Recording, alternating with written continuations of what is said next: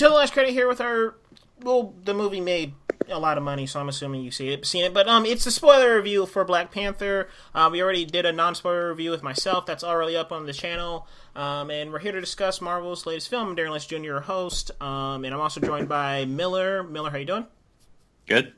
I'm also joined by Will Abbott. Will, how you doing? What's up? And I'm also joined by Dylan Boyd. How you doing, Dylan? I'm doing fucking amazing.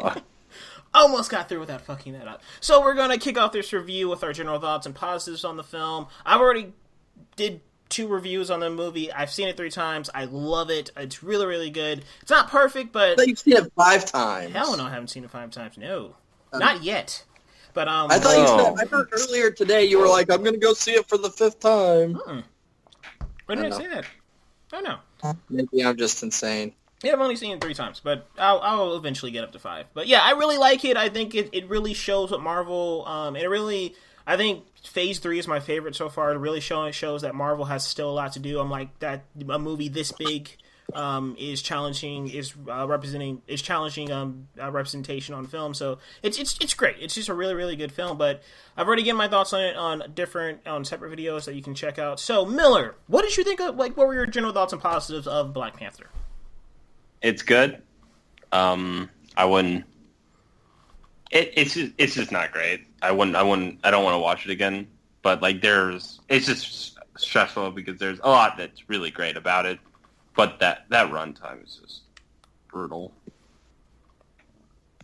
Okay, and runtimes. We're not kind to runtimes. We are not. But especially in Marvel movies lately. But, Will, what were your general thoughts on Black? Because you just saw the film today, so what were your general thoughts on and positives on Black Panther? Well, I liked it. I do agree with Miller that it didn't feel like it needed to be as long as it was. The first half especially felt very padded. Yeah. So I'm in the fuck the runtime category. But other than that, I mean, really my negatives of this movie are really nitpicky. I mean, I really thought that they did a good job of acknowledging Black Panther's appearance in Civil War, but also doing like a true origin kind of movie. Obviously, this picks up right after Civil War.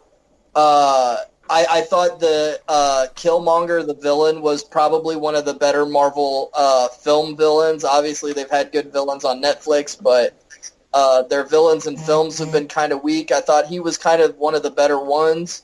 Apart from just being the dark mirror of the hero, which they do in every fucking movie. But his actual personality and his actual character I thought was really, really good and really interesting.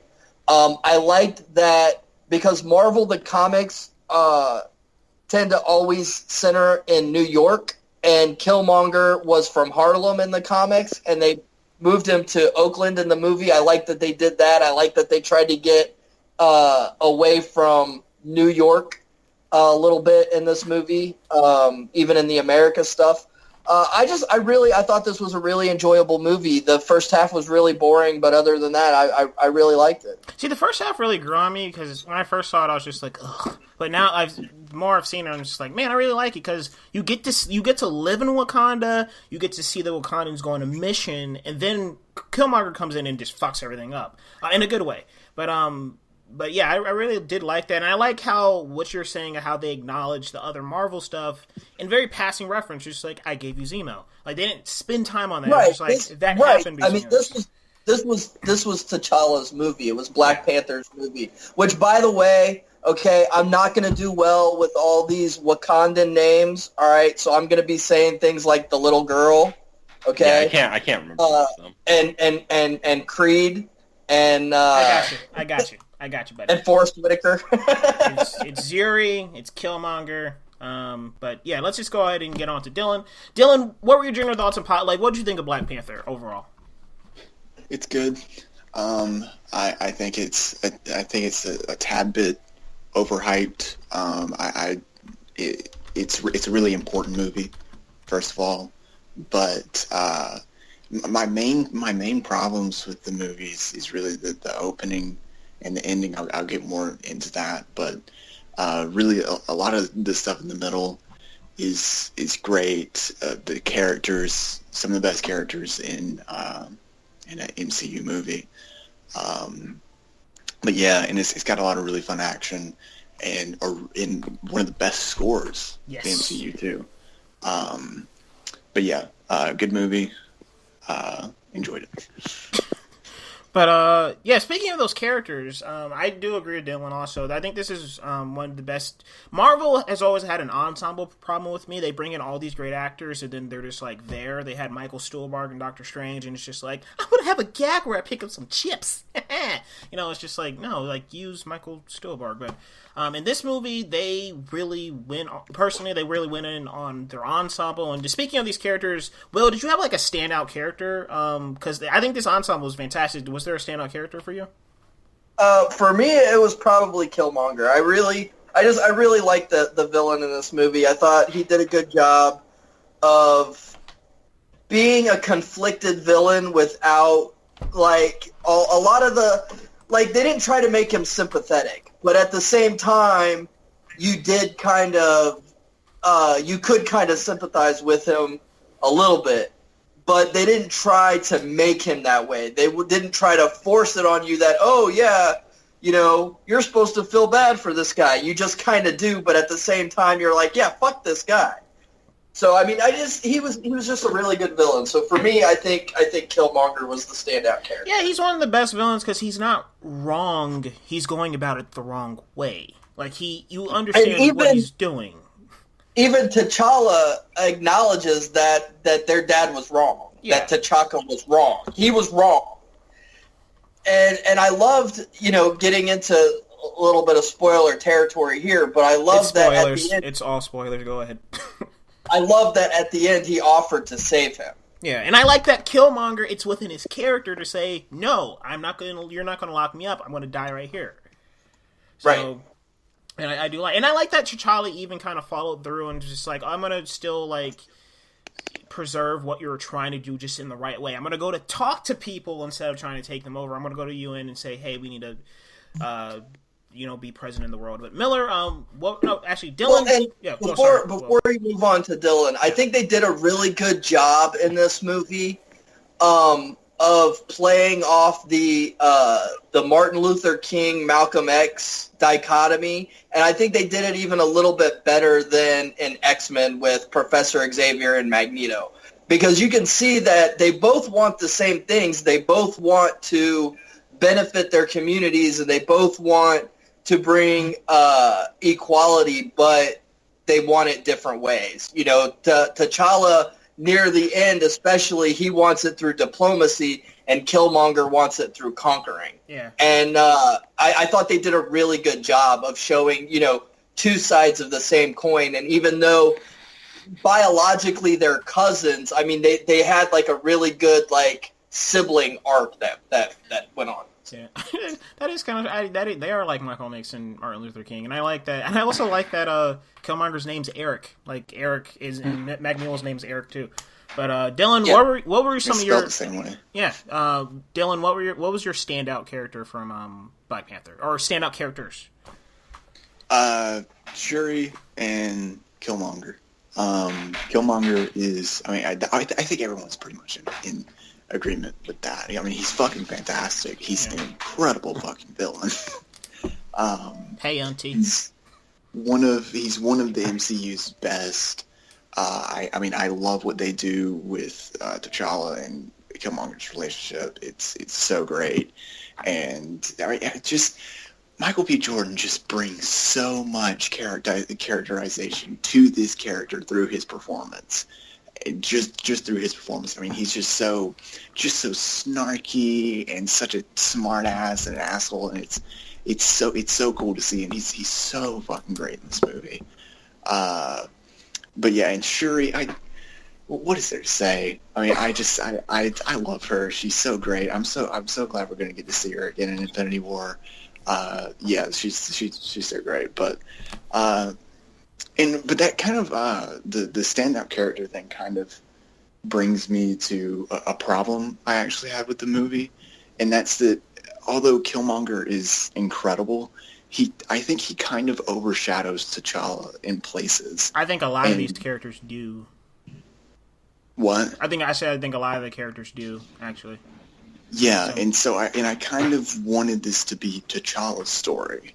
And I mean, it is, but it just, at times, it just really feels like Killmonger or any other character is just kind of overshadowing T'Challa, because I mean, T'Challa's dead for like 15 to 20 minutes of the movie, and then and Killmonger takes over, and it just kind of feels weird at times because you're watching a Black Panther movie, I don't know. you kind of feel like you're watching a Golden Jaguar movie.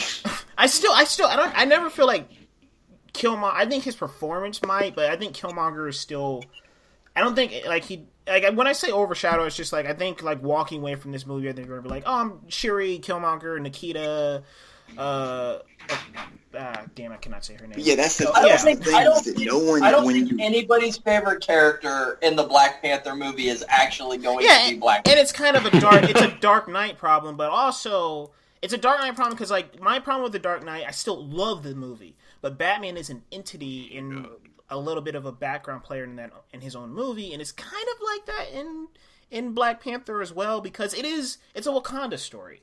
But that's kind of where I can lay on that. And also, like, with The Dark Knight, it's a Gotham City story. It's more of an ensemble story. And I think a lot of people are giving T'Challa some crap because he's not like a Tony Stark or Doctor Strange or a Spider-Man, where he's not like, I'm quippy and shit. It's just like, no, he's reserved. I really appreciated that this movie didn't go overboard with the quips and the humor, and the jokes that they did have felt very in place, and but the movie mostly took itself very seriously. Yeah. And I think that's something that Marvel struggles with. Marvel really struggles with what movies naturally should be funny, like Ant-Man and Spider-Man, and what movies naturally should not be funny, but, can have some jokes.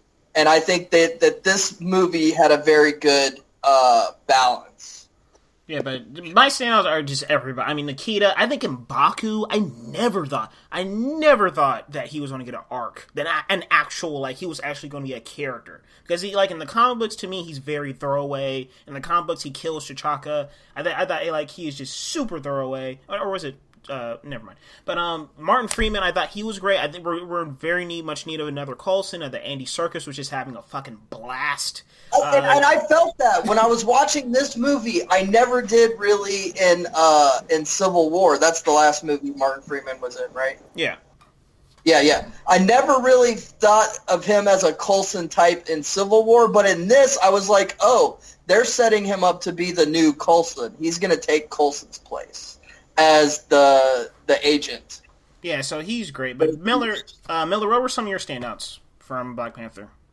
Killmonger, for the reasons everyone was listed, because like when he's not on screen, you're just like, where's Michael B. Jordan?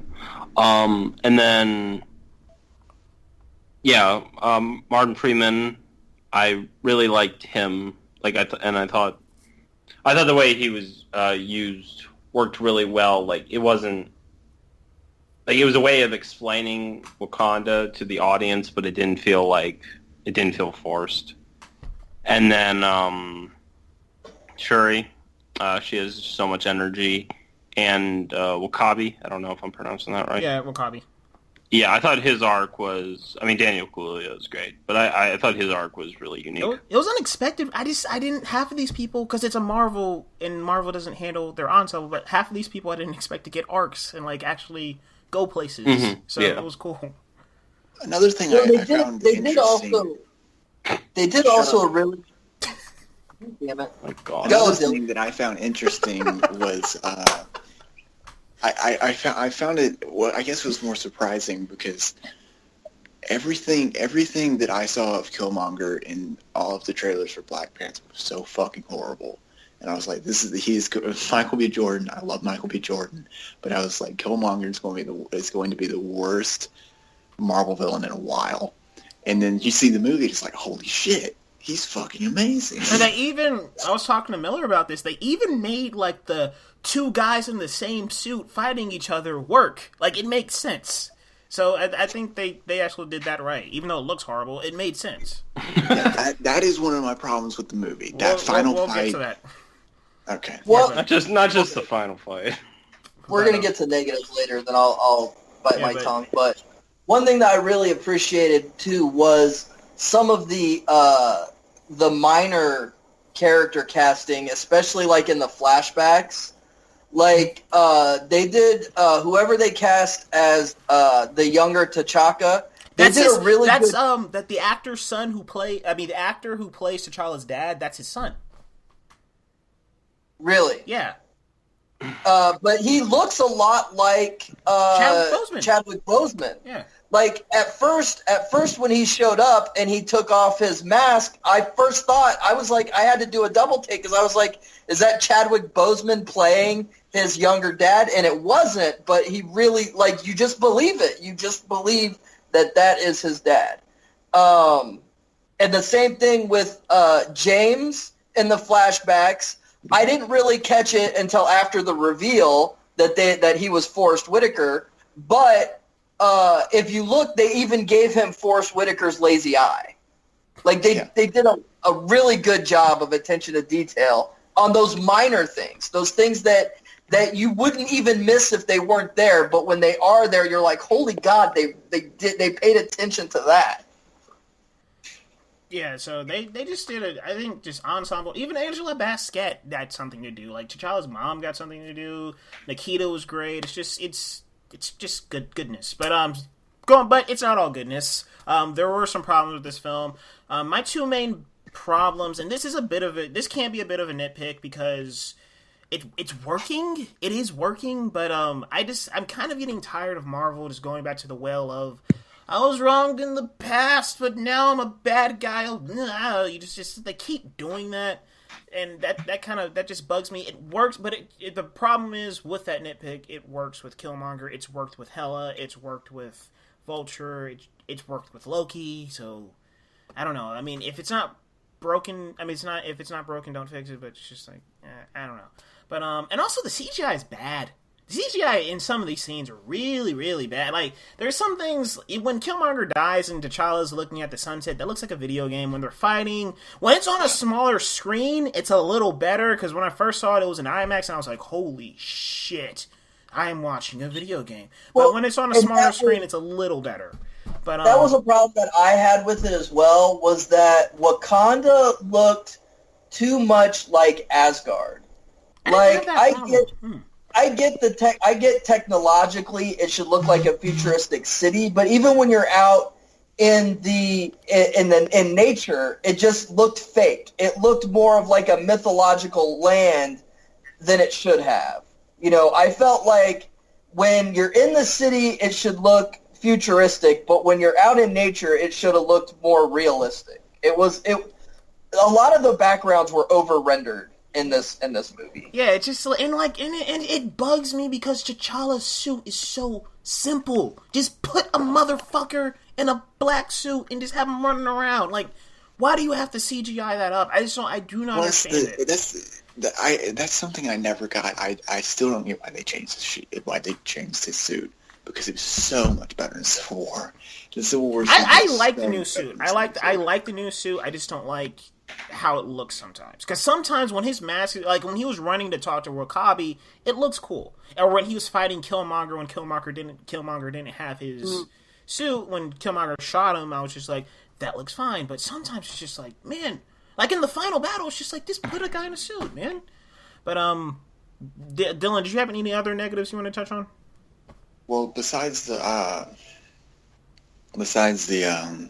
CGI and just that final battle, I liked what's before that when they're out in the field and they're all fighting or whatever. Yeah. But when they get to the place with all the vibranium and stuff, it looks weird. The lighting is weird. The CGI is just terrible, and it's just it's dark. It's just a really bad place. And it's just a really bad place for what should be a really emotional final fight.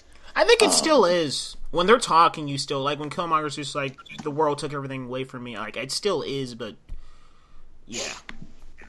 And then another problem I had was the opening. The opening, it's just this really, really weirdly forced exposition to explain what Wakanda is, and I feel like it could have been done in a much better way. It just starts, and it's just like, okay, well, this is how they're gonna. It felt like the maybe not as bad, but it felt like the history lesson scene from Justice League.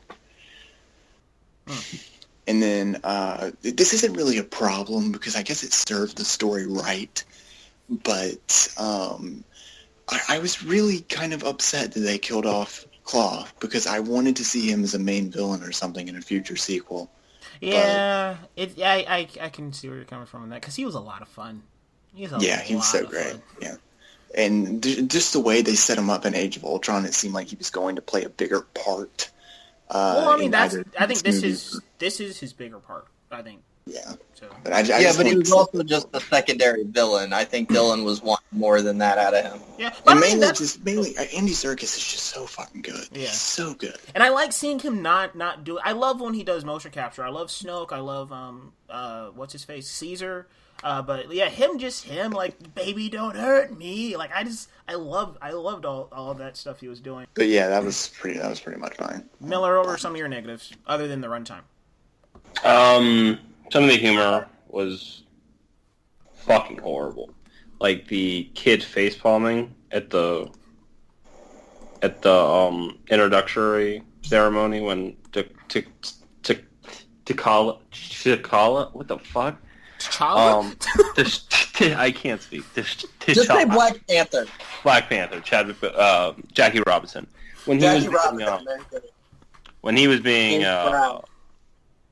was becoming the king, and they made that joke about like Shuri wanting to take the throne, and then the kid face palms. That was horrible. And the what are those joke? That was like, what? Like, okay. Like that felt. Wait, which joke are you referring to? The what are those? When she was just like, what are those? To his shoes. Was that when in the casino when they were fighting? When he was wearing the sandals? Yeah. It's like you live in a fucking rainforest. Of course people are going to wear sandals. What's wrong with you? No, I mean, but it's a meme, and it's a very old meme, so I don't know. But the movie was made, I guess, when that was popular. So, I don't know. It worked. Like, the audience laughs at it, but I can understand why somebody's just like, oh. Although I did like the sneaker joke so much that I watched it twice. Did you get the sneaker joke? Yes. You know that he was referring to, right? The Back to the Future. Yes. Yeah. But this is actually a really funny story because it was freezing cold in the theater that I was in. Mm-hmm. And so I had to get up at one point and go to the bathroom, and when I came back, I went into the wrong theater. And I walked in, and it was the sneaker scene again, and the Q branch scene. And I was like, what the fuck? Did I already see this? And then, at first, because Killmonger had just become king, so I was like, are they doing this joke again for him? Like, at first I was, like, really confused. And then I was like, wait a minute, I'm in the wrong theater. And I was seeing the 10 o'clock showing, and I had gone into the 11 o'clock theater, so I was an hour behind. So, yeah, I like that sneaker joke so much that I watched it twice. That'd be really weird if, like, Shuri had to explain to him all the technology, and she's using the same jokes, and Killmonger has to respond to them, and he's just... Oh, my God. That would have been awkward. Which, that was another thing. I mean, that whole first half is just a James Bond movie. You know, I mean, the little girl is Q. That whole bit in the lab is a James Bond Q branch sequence. The casino thing, I mean, like, that whole first half, I really felt it was Ryan Coogler auditioning to direct a James Bond movie. Hey, he was like, hey, Barbara Broccoli, look at me. Hey, he did a damn good job. But, Miller, any more things you just didn't like, or? Well, yeah, I said the humor, but most of it was good. And Will brought up earlier, the first half is very, like, oddly padded out. Like, they're doing, like, the introductory, or the ceremonial stuff of making T'Challa king. It's like, I'm like, we're still here? Come on. So that really got me. And to be honest, you didn't need a challenger at the beginning. because you're going to have Creed challenge the throne later. I felt like that was redundant. It was I mean, they had to set up that character. Yeah, and I think that, if they could do it another way, sure. But I don't know. I just didn't feel like you needed that challenge to the throne. But, I mean, that was a good character, and I like that he came and helped them at the end. That was kind of like, I mean, it was a trope, but it was a trope done well in this movie. Mm-hmm. But, yeah, mostly, I think I had more, but I can't think right now. But mostly it was just that runtime and how some of it was structured. Like, it's more that I think it's a better movie. Like, I do think it's overhyped, but it's more that I think it's a better movie than one I'll go back and watch again. Well, and I agree that it's overhyped. Like, that's one thing, and that really, honestly, that made me not want to see this movie at the beginning. Because, I don't know. It just seems like Marvel does a semi-okay movie, and everybody's like, oh my god, it's the greatest movie ever made! And it's like, shut the fuck up. Like, calm down. This was a really good movie, but it still doesn't live up to all the hype that it got. And then you have movies like Ragnarok, which was just fucking awful. And everybody's like, it's the best movie ever made! Oh my god, it makes me want to stab people in the eye. But one thing that really, and this was a mild annoyance for me, but why was the percussion technology in the Black Panther suits? Because they are both Black Panther suits. They were both created for T'Challa to pick which one he wanted. Why the fuck was it different colors? Why was it gold in one suit and purple in the other suit if it's the same goddamn technology? Because you can make like, what different. The fuck? Because you can make different colors. No, but it doesn't make any sense though. Did you make that up, or is that actually how it works? Me? Yeah. I'm assuming she can just make different colored suits. Yeah. Yeah, I mean, I don't. I just wasn't sure if that was because that's what I figured, but I just wasn't sure if that was.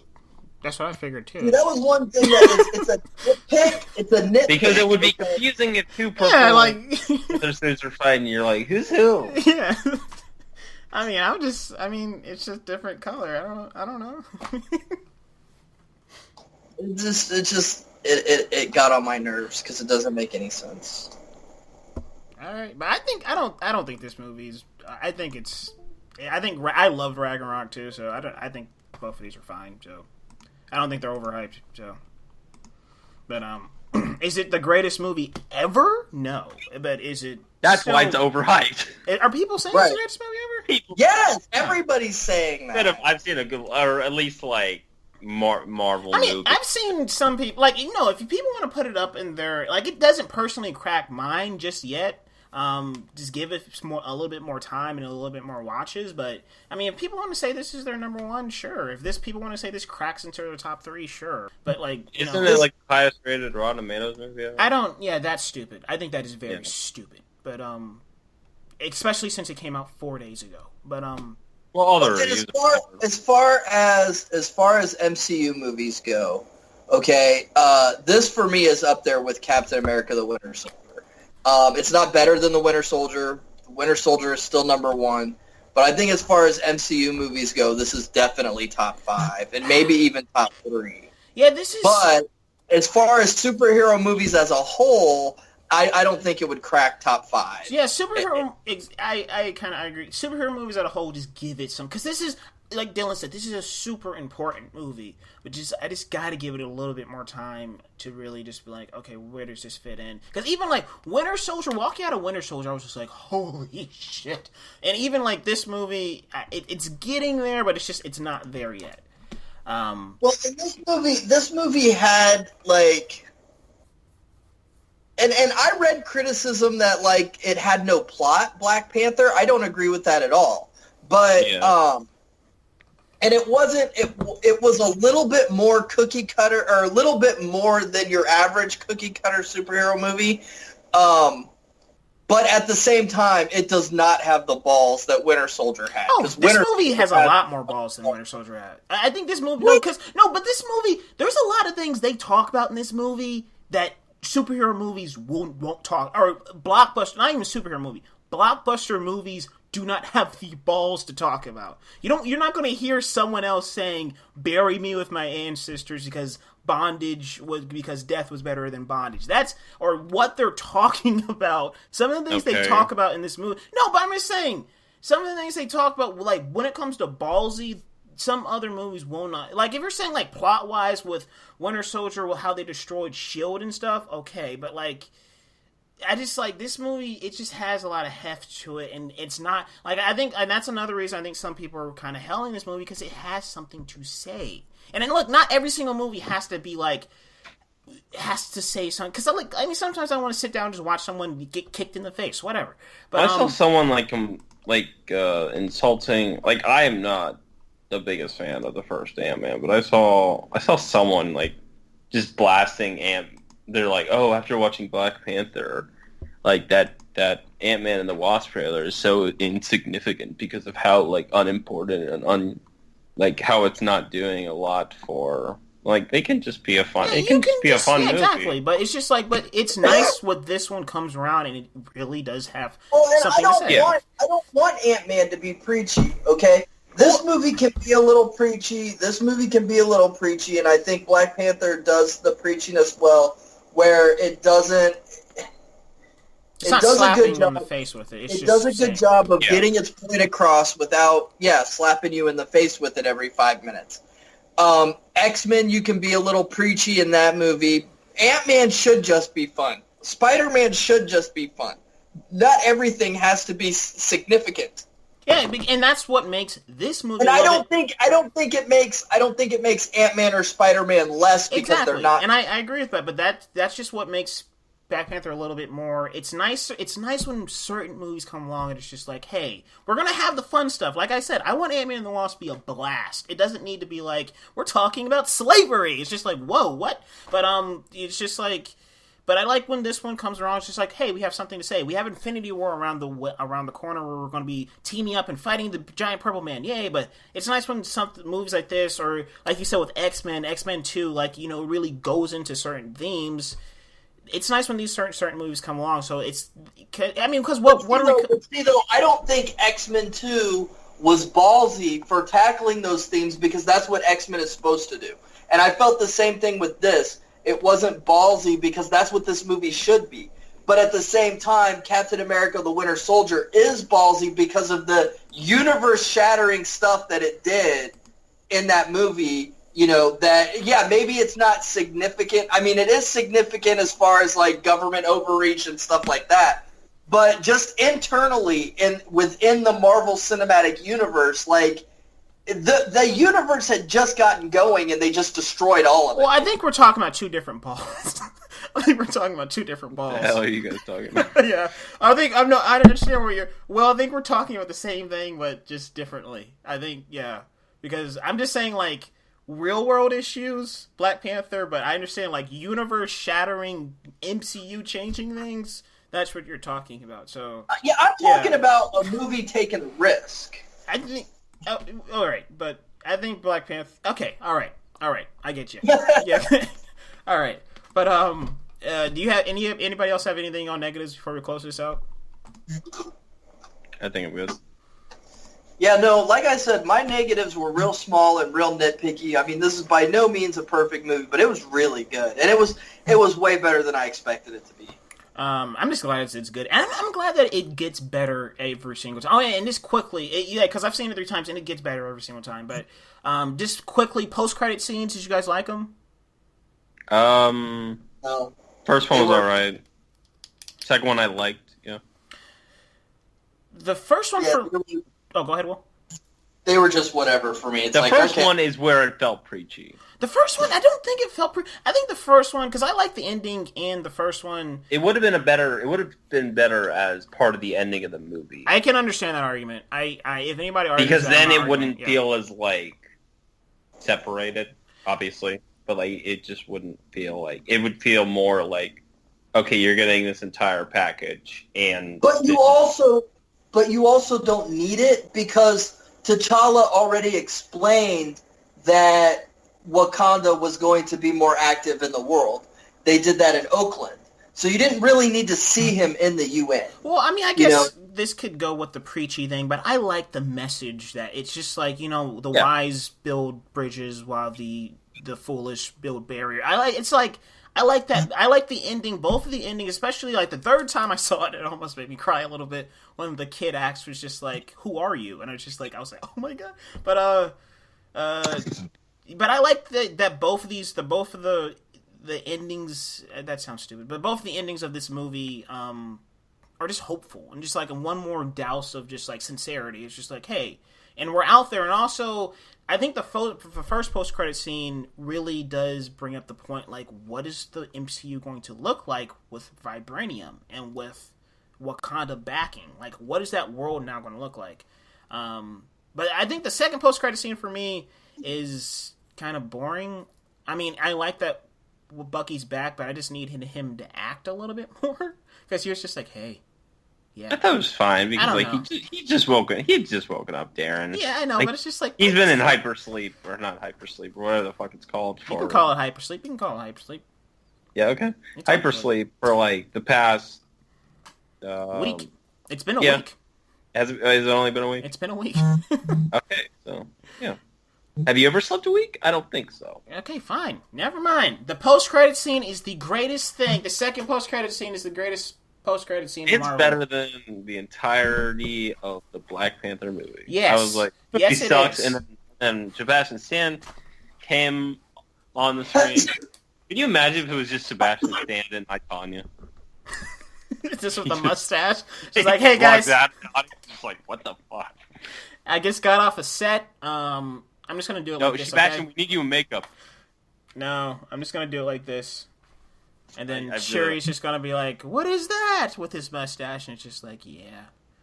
But one last thing I need to ask you guys before we close this out. So Bucky's arm. Bucky is now in with Shuri. Okay? And Shuri, as we've seen, can do a lot of cool shit. She's apparently smarter than Tony Stark. So... Apparently. She's what? She's 16, apparently. And she's also 16. So, I don't know why that matters. But, wait, you don't... Yeah, because you just don't see it.